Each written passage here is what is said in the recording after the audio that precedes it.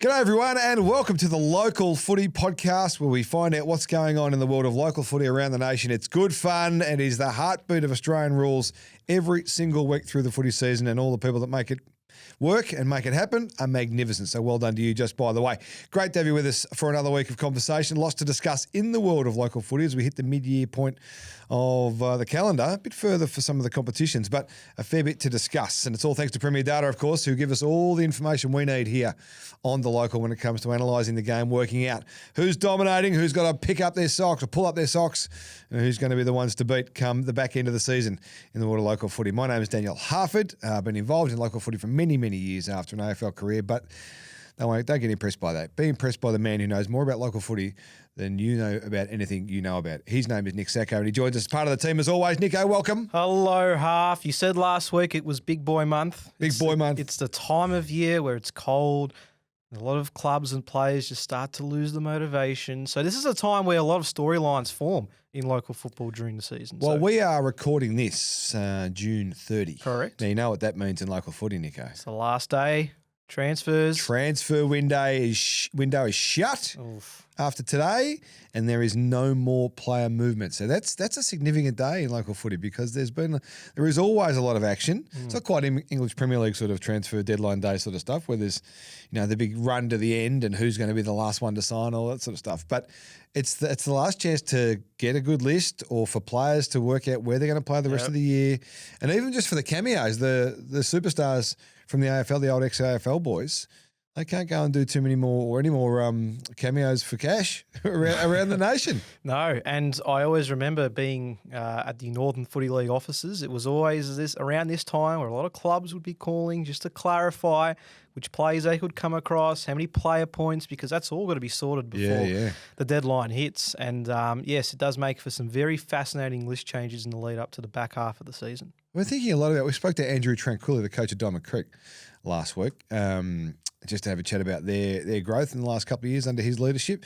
But thinking a lot about the whole salary cap points thing in the last week, just with this deadline coming, that I'm thinking about ways to better help clubs get the most out of their environments, their communities, but also the acquisition of players and that sort of stuff through the period. I reckon there's a conversation to be had with AFL Vic on that. We might have to follow that up one day about how we get the most out of local footy. Especially in country footy. And we've spoken to the Dennington Dogs, who of course have struggled with their team this year, and they've voiced their issues and concerns with the whole salary cap and player point system. So yeah, it's always an ongoing discussion, but you just don't feel like enough yet has been done to try and equalise as best as possible. Yeah, work to do, I reckon. Work to do for the AFL and all the state governing bodies that run the games in their regions to just make it a bit easy for people too, rather than put stress and strain on volunteers, as we know, through local footy. So that's a conversation we probably should follow up one day here on the local. Hey,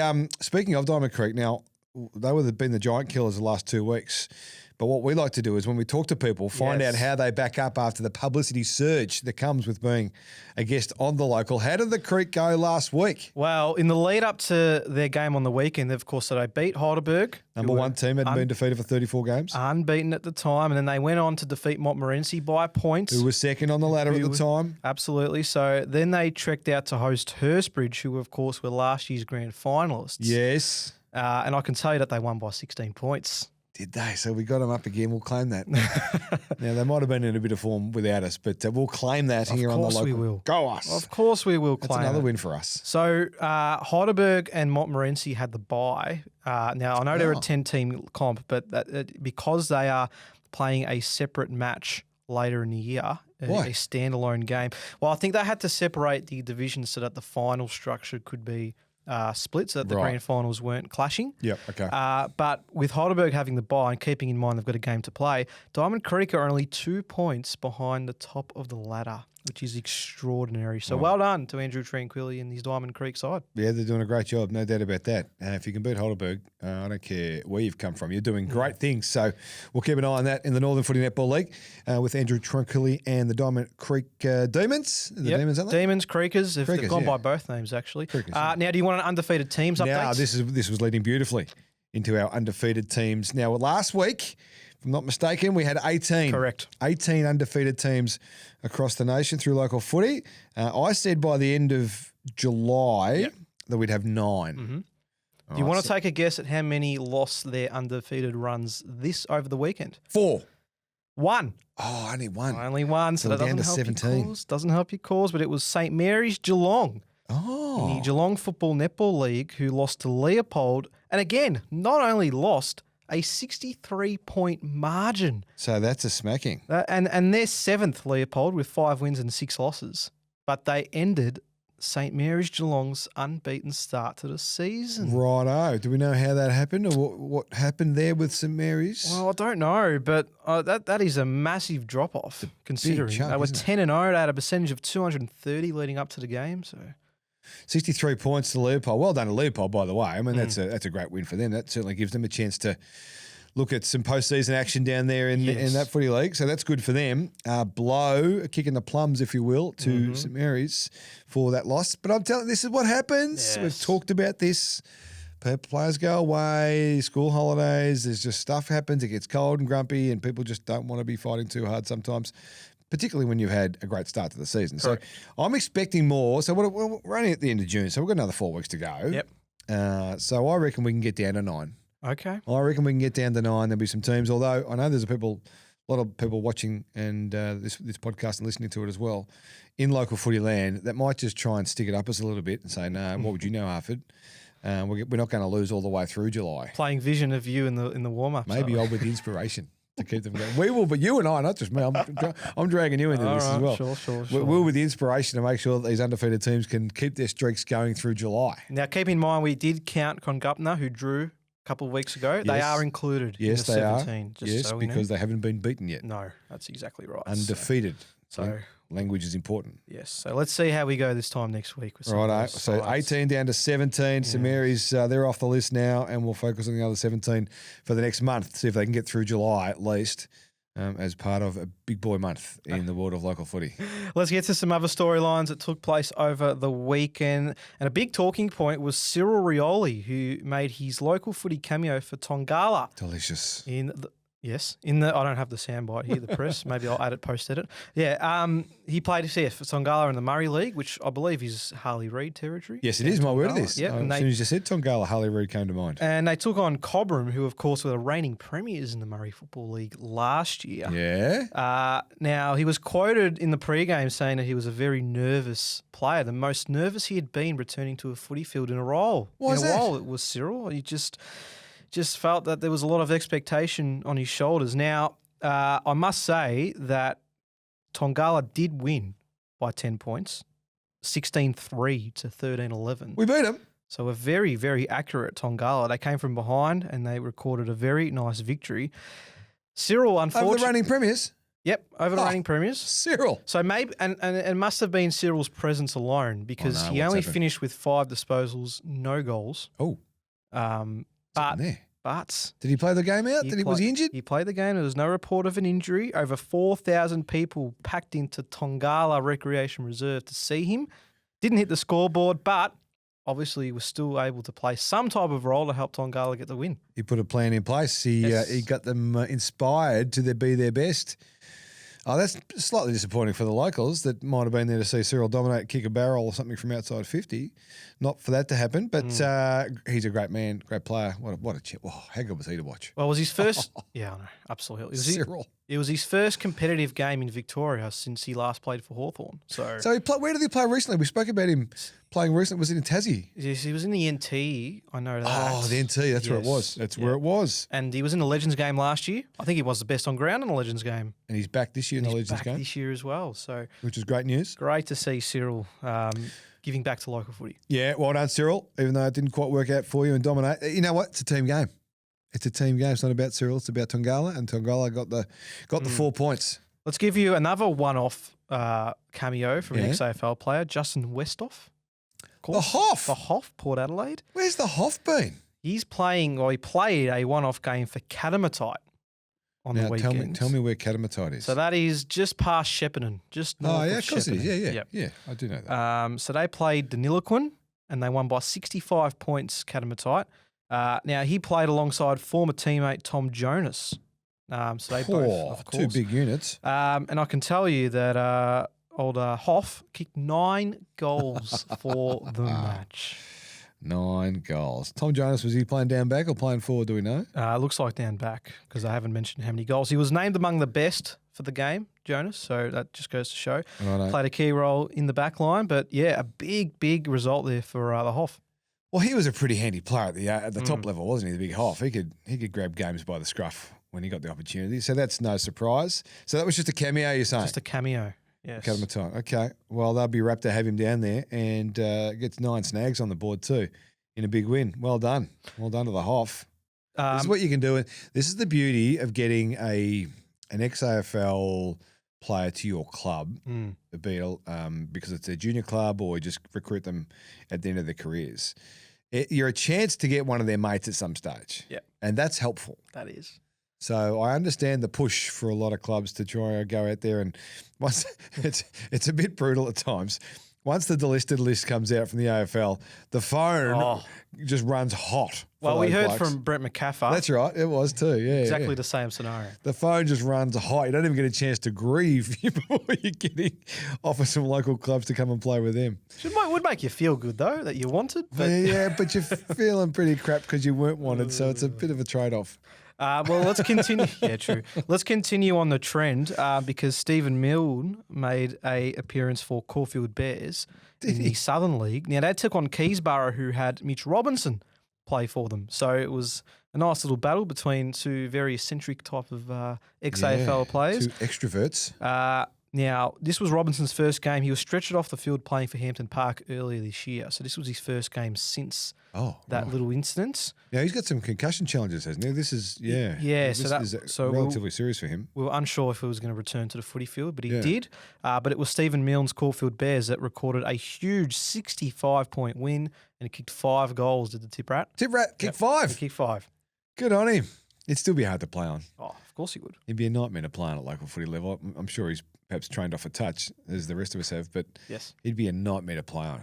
Crafty. Very much so. Crafty. And did Mitch kick any? I don't see. He only kicked 5 goals for the game, did the side, so I don't think he was on the scoreboard, was Mitch. But good to see him back out there playing, considering the incident that he had earlier. Yeah, we like that. We like that. We're under the Tip Rat. Yes. Saints fans rejoice across the nation. Some feel-good stories. If only the ball bounced the other way, you know. And thank God it didn't. Bounce. And thank goodness. Oh, you bloody Collingwood supporters. Goodness me. Oh, very nice. If only the ball bounced the other way. Some feel-good stories. We've got to start with Noble Park because they won their first game of the year in the Eastern Premier Division. Yeah, I couldn't believe. No, I know we've talked about this a little bit, but I couldn't believe it was their first win. The mighty Bulls. They defeated South Belgrave by 2 points. They kicked 7-16, did Noble Park. So an inaccurate performance. Bad kicking's bad football. They were 24 points down at quarter time as well with the Bulls, but they turned it around and were able to get a narrow 2-point win as they look to hope to avoid relegation, but nice to see them get on the board. Yeah, well done to the Bulls, a famous club, a very proud club in the Eastern Footy Netball League. Hopefully we'll get a chance to chat to them through the week as well here on the podcast. So we'll try and follow that story up because that is a story, I reckon, in a couple of angles. Like they've been a powerhouse, absolute powerhouse. Won a premiership 3 years ago. 3 years ago, that's right. So I want to find out what's going on there at the Bulls and how this has happened. Some more losing. Well done getting the win. That's good. Some more losing streaks were broken. The West Preston Roosters. Yes. They won their first game of the year as well. Did they? Who'd they play? They did. They defeated Eltham by 14 points in Division 1. They kept the Panthers goalless for the entire second half and were able to win by 14 points, 8-8 to 5-12. So well done to the Roosters. That's in the Northern Footy Netball League. Yes. Well done to the Roosters. They won a flag not long ago too. They went back-to-back in 18-19. We, of course, had Ahmed Saad here to talk about those heroics in the day. That's right. They beat Greensborough in one of those, didn't they? They did. Yes. My brother was coaching Greensborough at the time. Greensborough was 17-1. They were undefeated, to the point.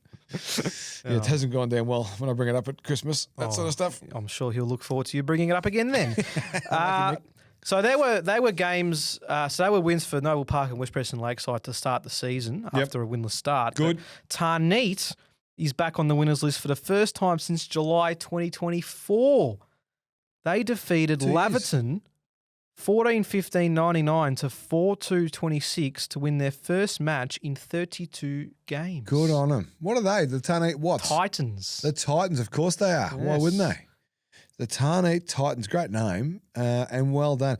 See, I love to see some celebration stuff from these clubs on the socials. Get out there on the Saturday night, just get the phone around, put it on their gram page, and just highlight the celebration, what it means to people to have those little moments.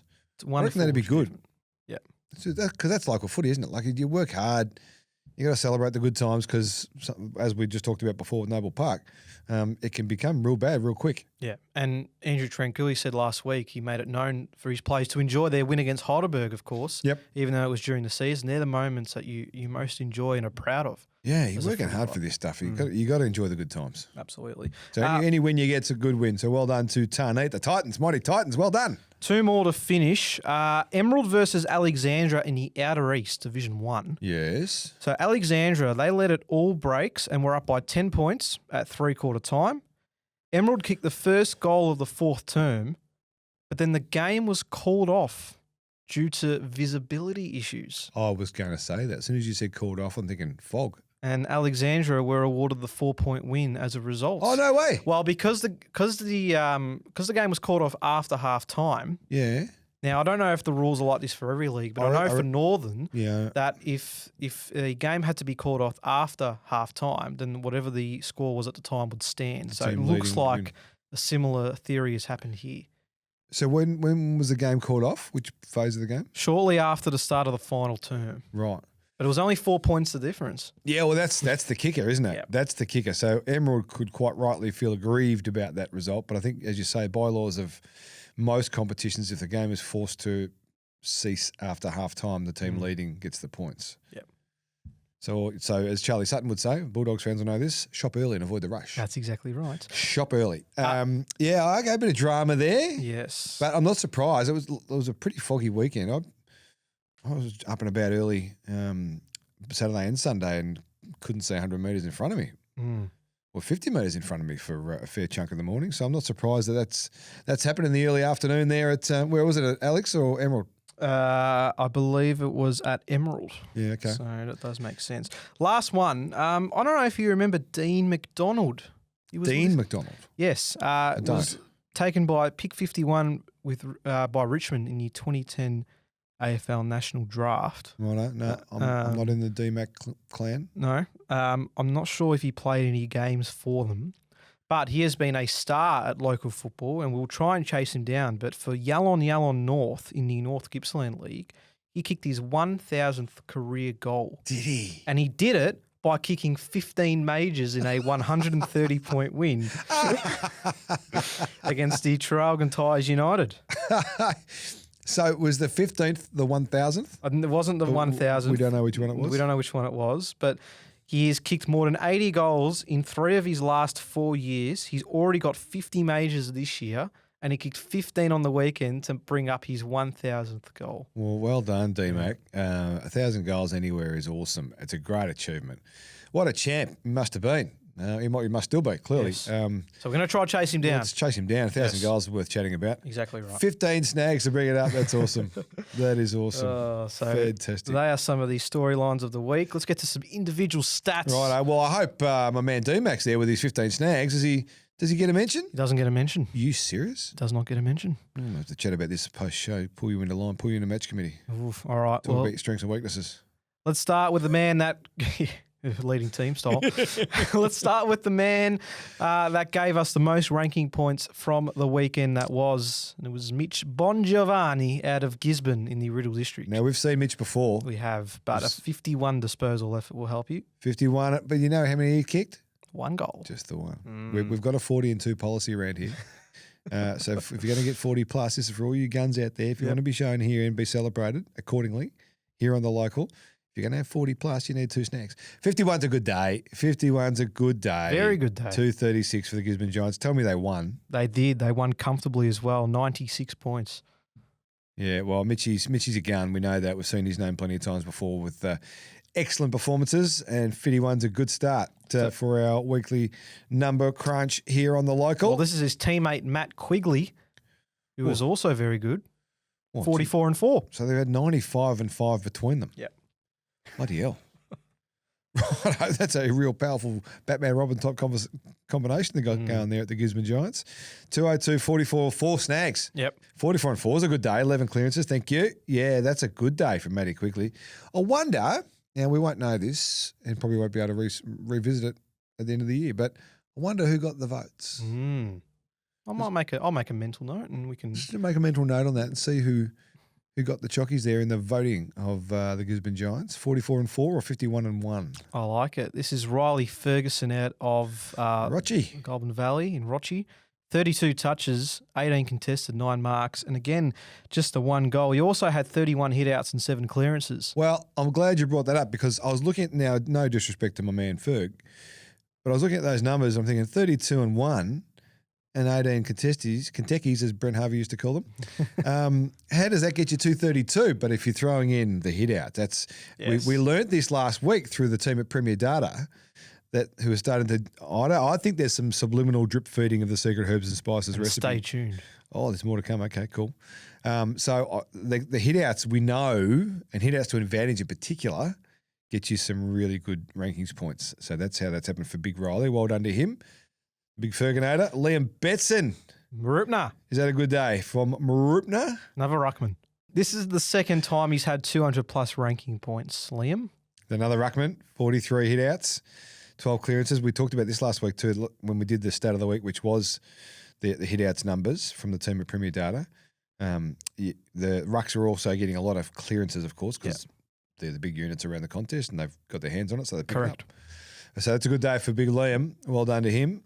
33. Over to Tassie, we've got Jake Hines. Jakey Hines. 24 of his 25 disposals were kicks. Yep. And 15 marks and 10 snags. So clearly not big on the handball offload there for Big Jakey. Just get the ball in his hands and let him kick the snags. So he kicked 10 goals, 8, by the way. He said 18 scoring shots. Yep. Out of the 24. 20 score involvements, 18 of them coming off his own boot. Righto. Now, I expect that my good friends at Launceston had a good day there. They did. They won by 149 points. 213 points for Jakey with 10 snags in the bank. Thank you. It was Launceston versus North Launceston, by the way.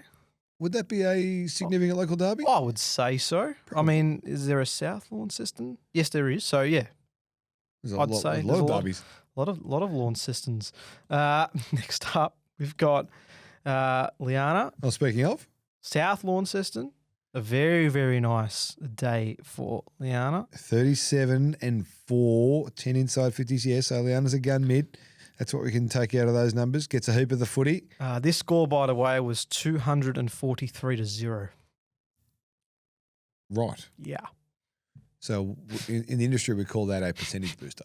Just a little bit. Bloody hell. Yes. 211 for Liana. She's done well. That's a good day. Well done to her. Oh, Doris. A few more to finish. The even 200 ranking points. Now, very great defensive effort. Yeah, fantastic performance.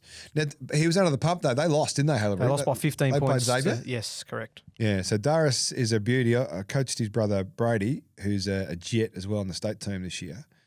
The last couple of years for Brades, he's a gun. But Doris is a beauty. We missed not having him in the team. 200 points. Yeah, so they had a lot of ball down back. This is why I love this little insight into players' performances, because we get to see the game a little bit too. So we know that he was under the pump. He was getting way too much work for his position behind the ball. And old Halebury couldn't get the chocolates against Xavier, who are on top. A couple more to finish. This is Murray Stevenson from the Wagga Tigers in the Riverina. Murray Stevenson. Why do I know that name? Do you? I don't know. I do. I reckon I know Murray Stevenson. Okay. Not sure if it's the same one or where it comes from in my life, but it sounds familiar anyway. And on the back of those numbers, perhaps I've seen him around the traps. 193 points, 22 disposals, 9 snags, sitting. So where do you reckon Muzz plays? Is Muzz a mid who's had a good day, or is he pushing forward? High half forward. High half? Yeah. Centre half forward, maybe. Potentially. They won by 70 points. Where do you reckon Muzz plays? Good question. Well, kicked nine goals. It's good. We had talked about the Hoff before. Justin Westhoff kicking 9 snags. That was a good day for him. But Muzz can back that up too for the Tigers. And we've got one more to finish. This is Perry Lewis Smith from Cobram, who we were talking about before. Yeah. Of course. 42 and 2. There we go. See, this is what we're after, Perry. Perry In a, knows t- the in a deal. 10-point loss. He's been listening to the show. He knows that he's going to get 40. He's got to kick 2 goals. Yep. So Perry knows the deal. Well done to him. 13 clearances. Yeah, so a good inside mid-game, but able to get on the outside, do some business as well. I like that from PLS. PLS, yes. Plus. Okay, let's get to the stat of the week. Now, last week, the team at Premier Data gave us the hit-outs, Yes. the number one hit-outs, or the most hit-outs for season 2026. Yep. We've got another one, have we? Well, what I've got for you, we've got 2 lists, actually. 2 lists? Yes. So, contested possessions. We know that ruckmen are very prominent with the contested possession stats. Yep. So, what we've got here are 2 lists. The first one I'll show you in a moment, but basically, this is the top 10 contested possession winners by percentage. So, what I mean by that is how many percent of their disposals are contested possessions. So, of all their possessions, the highest percentage being contested possessions. So, the first list I'm going to show you, and you'll see why in a moment. But if you have a look here, so this is the top 10, a familiar name at the top there. Oh, the Big O. With 93% of his possessions being contested.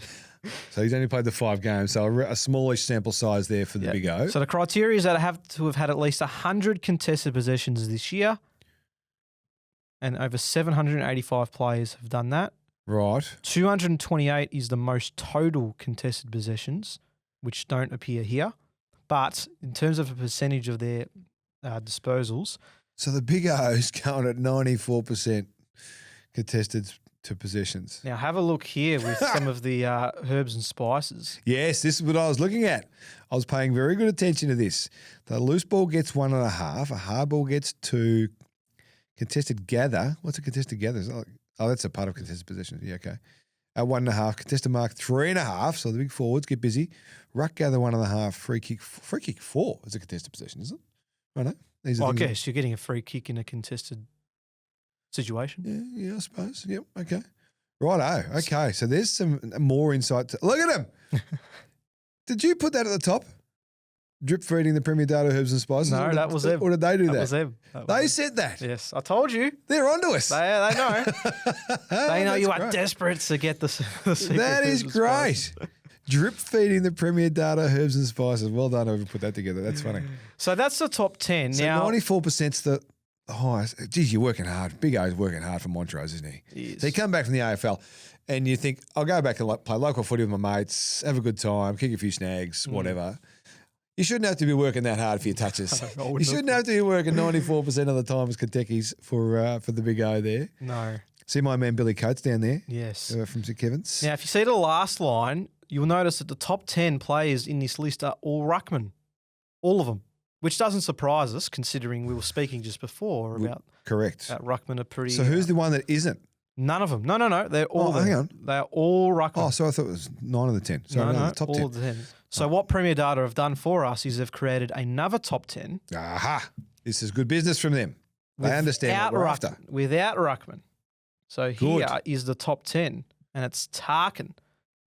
Tarkin Wyatt from EDS. Good to see the Tarkin name still being used. It's enough from after the great Tarkin Lockyer. It's enough from you Collingwood supporters. But a bigger mix here, as you can see. There you go. Yes. There you go. So you said before that 270 odd was the most or something. Did you say that before? Yeah, 260. 260. Yep. So they're not there. No. So, okay, that's interesting in itself. So Michaela Booth there, Tegan Hodgetts, Piper Humphreys. So a lot of the gals are getting busy. Yes. So 3 of the top 4 are the gals, and then the rest, Brandy Sokolski is one of the girls. Yep. So 4 of the 10, which good. This is good. Yes. I like this information. Very handy. And then Levi West is an interesting name there. And number 7, he is the son of the great Scott West. Right. He plays at Kerry Grammar in the APS, obviously, as you can see there. So he's only played the 8 games. So he's a little inside beast too. So Riley's obviously doing his thing at the Bulldogs. Yeah. He was a father-son opportunity for the Western Bulldogs as well. Mm-hmm. So that's an interesting little stat for the AFL fans out there, the Doggies fans in particular. Yes. That So Levi's a contested boost. we give the love to the ruckman, and now we give the love to the midfielders Yeah. or others around the ground. That's good separation from the PD team. That is very good. Well done. Because it'd be boring if it was ruckman all the time. Yeah, let's you be can't just have rucks doing everything. Exactly. Like it's their job to get it and hit it and get it. That's their job. Correct. Oh, that's good. Yep. Righto, so Tarks is number one. We'll keep an eye on that. But that's a nice little drip feed again from the team and Premier Data about what exactly makes up the secret herbs and spices of the ranking points formula. Nice work. All right, that's the stats. They're the great individual performances. What about some of the vision from the weekend? You got any of that for me? Well, I sure do. We are about to see a clip that might explain why Cyril was a little bit nervous in his match against with Tongala, Right. playing against Cobram. So let's see how this plays out for Cyril. Righto. Do we know who's who? Ball goes inside 50. Oh! Oh, That's a free kick. Can't do that, Cyril. no. So Cobram, the Tigers, are in the yellow and black stripes. That would make sense. We'll watch this again. Righto, Cyril's coming from deep, out of screen, into screen, went the boot in the back. Went to Toby Green, almost. Well, it's a very similar manoeuvre to what he produced plenty of times. Can you slow-mo that? Yeah, rock and roll that for me, cricket style. Yeah, see, that's what he used to do a lot, that Gets sort a of good manoeuvre leap, but when he was playing. uh, He was nowhere near it. I'm all for effort. I love the effort of the great man trying to get up there and put on a show for the fans, but that was nowhere near it, Cyril. And free kick appropriately paid by the umpire. But they had the win, so it doesn't matter. Yep, Didn't quite take the hangout, but they had the win. Speaking of, just before we get further in this video, we had the video last week of the drop kick goal. Oh, yes. And Yep. you and I, did we disagree on this? We did. You thought it should have been a goal. I thought the umpire nailed it. We had a lot of commentary on the socials about this. We sure did. We had a lot of commentary on the socials about this. And I will say, this is probably why I brought it up, that I think we had about a 70-30 split me. Okay. I think I won. Well, I won the general public's footy sentiment yep. about whether or not that should have been a free kick as it was awarded or it was a goal that should have been awarded, which it wasn't, which was where you were coming from. Yeah, look, everyone's entitled to an opinion, but they're wrong. So that's fine. I'm glad, good to know. A lot of people got engaged in that conversation. That's what we like. World Cup's on. Yes. Cracking games this morning as we recorded, by the way. Paraguay getting through My in the penalty goodness. shootout. Poor old Germans. Crazy. They're off. Now, 3 soccers into a goal here. So this is Hadfield in the Essendon district. Have a look at how this plays out. Oh, no. A low angle. I like a low angle. Don't tell me he's kicking it from there. Long way action. Right. Okay, 1-1. 2. Little first touch, second touch. And then gets into the goal line and it's a walk-in. And the arms are out, the shirt's up. And the Ronaldo celebration. That's outstanding. That is outstanding. That you know what that is? That should be highlighted on any what league is that? This is Essendon district. So that needs to be on the highlight reel at the end of season, the presentation night, the awards night at the Essendon District Footy League. Because that's feeling the vibe and the moment, right? Everyone knows it's the World Cup at the moment. Yep. No, if he did that 4 weeks ago, there's no way the shirt's up and there's that celebration. So that's feeling the moment. That is very good awareness from a man. Now, I've been told. I like that. Do you want to know who that is? Yeah, well, I do now, yeah. I've been told that the person that kicks the goal is none other than ex-AFL umpire Michael Pell. Pelly, who was in the news in the week Yes. last week. He's got a big couple of months coming up. He does. But Good luck to him, Pelly. Go well, Pelly. Hope it goes well for you. that is him that kicks the goal. Is that right? Yes. Well, Pelly's got great awareness. Certainly in this scenario, perhaps in other things, he might have, I don't know, we'll see what happens with the judiciary. Let them worry about it. But that is a great celebration. Yes. That's feeling the moment. That's understanding the timing. Exactly. That's awareness. Celebrate that. Well done. Let's go to Doveton in the Southern Football Netball League. Yes. I want you to watch this without comment first, and then I'll get your opinion. Okay, all right. I'll let her speak, so we'll just sort of talk amongst ourselves for a little bit. Nice little candy, actually. Oh, fella.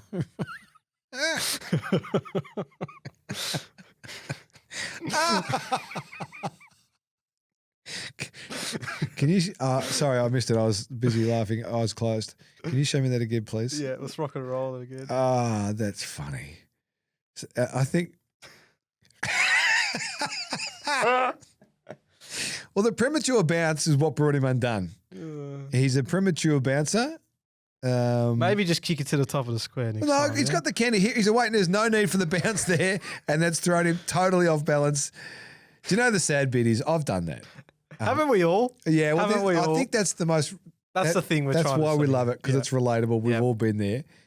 I've certainly done that. Don't think I've got it on camera as beautifully as that, but I wish I did to some degree. Let's have another look. So he sells the candy early, which is a nice play. Overcommits, but he keeps coming the defender. Then the first step after the bounce, I need you to rock and roll it for me. Let's talk through this biomechanically. So he gets through beautifully, right? Gets around the corner, no dramas. Bounce unnecessary. First step gone. That's it. That's the step that brings him undone. He's gone. Body weight's all out of whack. He's leaning forward. He's got nowhere to go. Can't pick up the legs from underneath him. Falls over and then sits there, and I'm sure thinks to himself, Why? I'm such a dick. That's exactly what's happened there. Oh, we love And I've done it, so it's okay. But Yes. it's funny. it. Yeah, we a good laugh. How good is that? Let's Do finish. we know the name of that person? No, we don't. I think conveniently. Let's finish in the Goulburn Valley. This is Seymour and the Shepherd and Bears. Let's see where this ranks as one of our marks of the year. Right, Seymour, Shep Bears. Quick kick in under pressure. These are the ones where the high flyers get busy. That's a nice ride. That's a nice ride from Gary Pert. Was it number 4? That is a good ride. Stays up there for a bit, doesn't he? It's a real hang. That is a good, very nice little hanger from our man. Louis Lebec. Louis Lebec, yeah. Early launch, full stretch. That's a beauty. They're the best ones. When you're up high and you got to really stretch, sort of Gary Moorcroft style, and you got to go all the way to the top rather than just catch it on your chest or put the hands out to the side. That is a ripper. Oh, that's going to be up there. Look at the Look at that extension. Yeah. Now that's awesome. He can't do any more than that. No. The bloke underneath him's collapsed a little bit. So that's as high as he's going to get, and that's exactly the number that he needed to be. Very, very well done. Well Very done. Well done from Louis. Man, Louis. Good stuff. All right, that's some great stuff from the weekend's action in the world of local footy. Looking forward to some Friday flashback action now, because we've got a chance to go back in the archives. This is what the Premier Data team have helped us out with the last couple of weeks. Go back into the archives and sort of paint a picture of where greatness started, almost effectively, isn't it? That's what we're talking about, where the greatness started and how it looked back then. Some good motivation here for those out there watching or listening to what you can achieve. Yes. All right, well, let's have a look at our Friday flashback today. Where do we go? So it's Sydney and the Bulldogs. That's coming up Friday night. Friday night. Double header Friday night. What's your thoughts on that, just by the way? Not a fan. So then looking at what's coming up. If you want me to go to detail, we can go another 20 minutes. He's a short, sharp sort of operator, our man. Yes. I get to the point. So let's start with Riley Sanders. Now, Colonel. when you look at some of these stats from his time at Melbourne Grammar, I mean, it's quite extraordinary what he was doing at school. He must have been on boarding, was he? Because he's a Tassie boy. Yeah, no, I think this was a boarding situation. Right. I never knew. There you go. There's some information for us on a Friday. Yeah. I never knew he was a Melbourne Grammar boy. What's some of those stats? So he averaged 172. Unbelievable. So last week we talked about Connor McDonald from the Hawks and Noah Anderson and Matt Ralph from Week prior, yep. the week prior from Carey, obviously doing great things with the Gold Coast Suns, although not this year for some reason. And so they were averaging like 118 from memory, 112, 118. Riley Sanders 172 average. Huge. My goodness gracious me. Wow. Averaging 39, 9 clearances and a goal and a half a game. His best was a 43 disposal game. So there's a good insight into him as well. So that the gap between his best and his worst wasn't that much. If he's averaging 39, how many games did he play, do you know? He played 5. And I say a smallish sample size. They normally play 10. So he's played 5, but he's still, the range is good. He's consistent. And that's what you want to see from your real talent. At whatever level, if they go national championships like he would have been, or talent league or school footy, which that is, you want to see him compete consistently across and not real peak and trough. So that's a really good insight into that young man. They are great numbers. Yeah, absolutely. So his teammate at the Bulldogs, Cody Waitman for Haileybury. Yes. So again, the APS competition. Now he's a different type, so he's not going to be the ball magnet that Riley Sanders is. So you're looking for different sort of areas here. So six marks and 2.5 goals a game. 23 in total. Yeah. So here's a reference point for us. We had Nick Watson in this. Was it last week as well? Last week, yep. So he'd kicked 30. Yep, 32. 32 in his APS season. So did he play all 10 games? 9. So okay. Right. So yeah. Interesting. So they're good numbers. 108 for a sort of half forward, small forward. Are really good numbers. Marks the footy, we know that, and then kick the goals as well. So they're good. No wonder the recruiters came knocking and asked for more information on Cody Waitman. That makes perfect sense. And then we talk about players that have come onto the scene this year from a Sydney perspective. Jai Sarong, you would say, has been one of those that has been a fantastic addition to the Sydney side. Well, he's been dominating the VFL for Box Hill for many, many years. Couldn't up and down through the seniors. Couldn't quite lock a spot away. But boy, has he had a year at the Sydney Swans. So this is just a 3-game sample size from his time at Geelong Grammar. But still, some very solid stats here. Yeah, 18 or 17 and a bit. 3.5 Katekis, that's good. Kateki marks and nearly 3 goals a game. Huge. They're good numbers. They are good numbers. And I think he's a classic for all the young people watching out there that you don't necessarily need to dominate to get under the eyes of the recruiters out there. They can see stuff. And Jai Sarong was a classic example of they saw stuff. Because they're not world-beating numbers, but they're rock solid numbers. Yep. But you can see stuff. You see the way players move, the way they play, and then you put that into a professional training system and resourcing and the best players around him. And Geelong Grammar, with all due respect, haven't had the greatest success with their footy program, just the geographic sort of nature of all that happens down there with Geelong and what they've got access to. So it's a bit of a challenge for them. So you don't necessarily get the best players around you. So you've got to work out if you're recruiting, you say, okay, he's not in the world's best team, but he's a really good player. He's not getting as many looks. If he's playing at, let's say, Haileybury or Brighton in the APS, they get a lot of the ball, good players around them. He'll probably look much better. So that's the insight into a bit of recruiting there about those guys too. So that's good. Good work from the team at Premier Data. They've done well. On a Flashback Friday, some really big numbers there from Riley Sanders. Cody Waitman's, I think, one of everyone's favourite players when he's out there and playing. Like to see him back out there more for the Bulldogs. And Jai Sarong's had an outstanding year.